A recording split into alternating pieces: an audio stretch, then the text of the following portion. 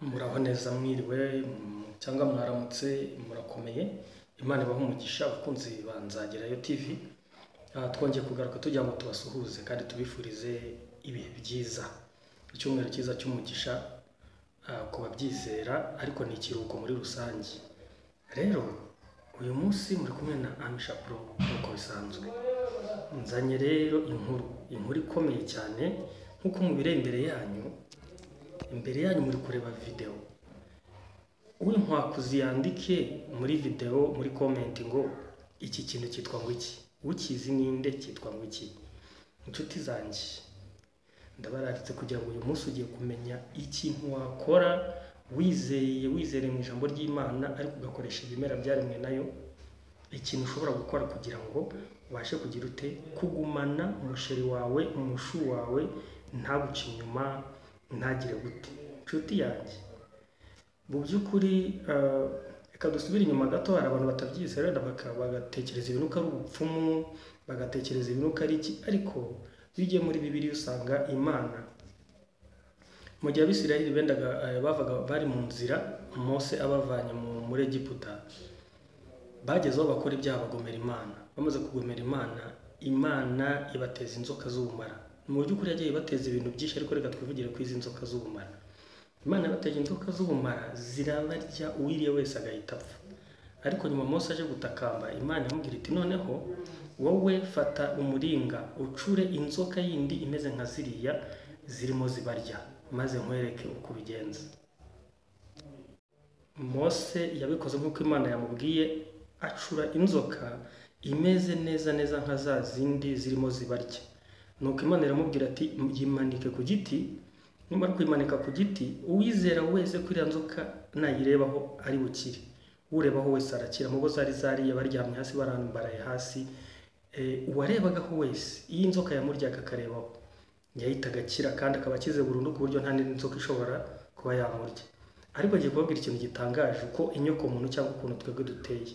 Uzi ko hari abantu banze kurebaho neza umuntu bakamubwira bati nyamara nurebaho urakira, akaba ati aka ntaho ndeba. Umuntu akarinda nogoka agapfa burundu yanze kugira gute kureba ku giti kiriho inzoka. Kandi ya nzoka yashushanyaga Yesu Kristo yari kuzaza nawe akabambwa ku giti. Ariko ntumbaze impamvu Imana yakoresheje inzoka, ntumbaze. Ariko iby'Imana bisaba kwizera, cyane cyane iyo ugeze none ku gukoresha ibyo yaremye. Inshuti zanjye, abantu benshi bajya mu nzaratsi, ukajya mu bapfumu uti umugabo wanjye ansha inyuma, umugabo wanjye sindi niba nkunda, bikarangira ugiye mu bapfumu. Umupfumu ukajya no ku muntu wenda utazi namba, ahubwo watetse imitwe kugira ngo abashe kwiberaho, kwirira amafaranga yawe. Ngo by'abapfu biribwa n'iki muzuze. Sorry niba ujyayo ntuntere ibuye, twe turi kwivugira umugani kandi tubwizanya ukuri. Noneho wamara kujyayo, kubera ko bari abantu akenshi uzasanga niba ari umupfumu w'umugore, uzasanga akenshi ari nk'umugore utarigeze abyara, uzasanga ari umugore w'incike utakigira abana. Umugabo uzasanga ari wa muntu uri aho ngaho nawe udafite epfo na ruguru. Rero biza kurangira bite?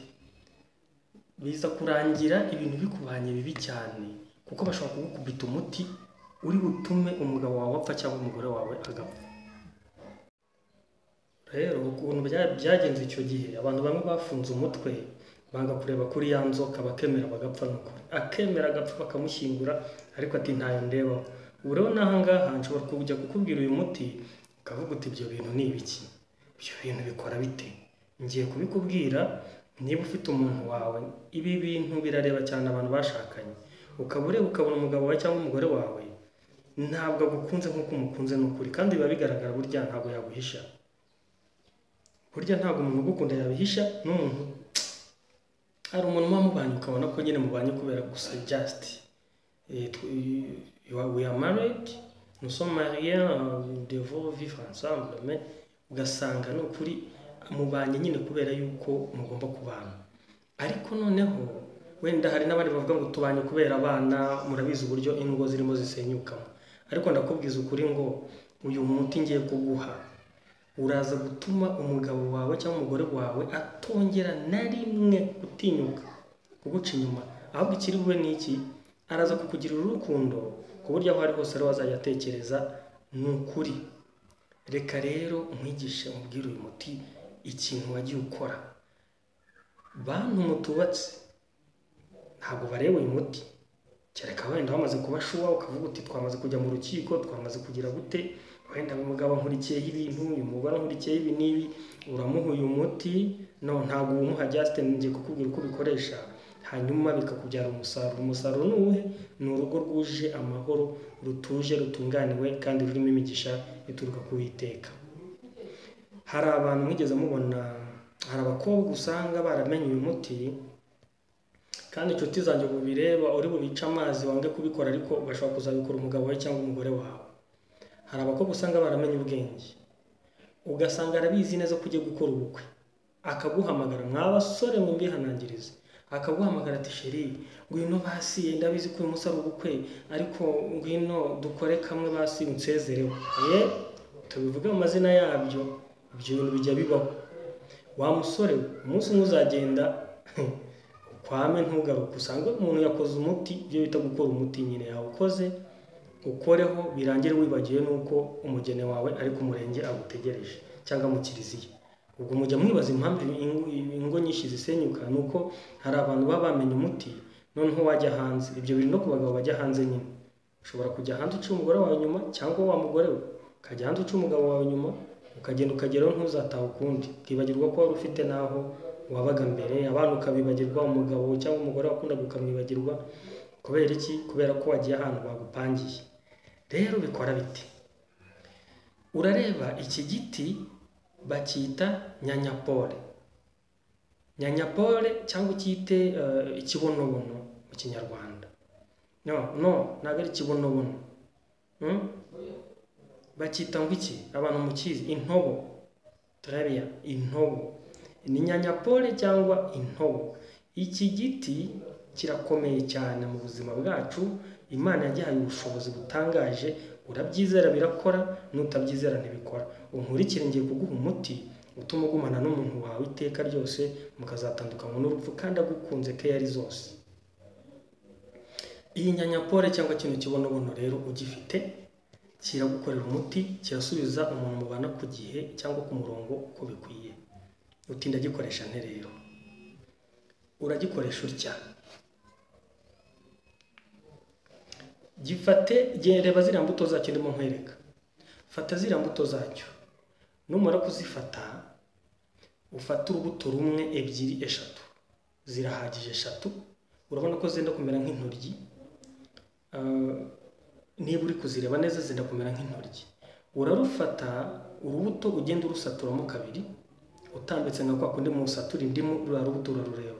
Akura mu satura indimu yo mujya kuzishyira mu cyayi. Nurangiza urakamura, ntutume imbuto zijyamo, ukamura utuzi tuba turimo imbere. Urumva ni nk'urutoryi harimo utuzi mo imbere, ukamure twa tuzi tujye mu gakombe cyangwa mu kandi kantu. Nurangiza ya mazi uyafate uyavangemo utuvuta tw'inka, amavuta y'inka. Nkurikire neza, ejo utazabikora nawe ukavuga ngo naguhaye umuti udakora, ngo nakurangiye umuti udakora. Urafata ziriya mbuto, urareba urubuto ukuntu rumeze, nurangiza urusature utambitse nyine ko kundi basatura indimo bashaka kuzikanda, ukande utuzi nitwo dukenewe, ntabwo ari imbuto. Urareba urwo rubuto ukuntu rumeze, imbuto nizo zikenewe, ntabwo ari ni amazi akenewe, just utuzi turimo imbere, ntabwo ari imbuto. Udukamurire mu kantu, nurangiza ufate utwo tuzi utuvange n'utuvuta tw'inka tutari twishi. Hanyuma ikintu urakora kindi, ni wowe ubyikorera, ntabwo bikorera sheri wawe wowe ushaka ko mugumana. Oya, iyi mihango yose urayikoreraho. Iyo mihango yose nurangiza gukata rwa rubuto, umaze kuruvanga na twa tuvuta tw'inka wafashe, uzakora iki? Niba uri umugabo biratandukanye, ku mugabo n'umugore biratandukanye.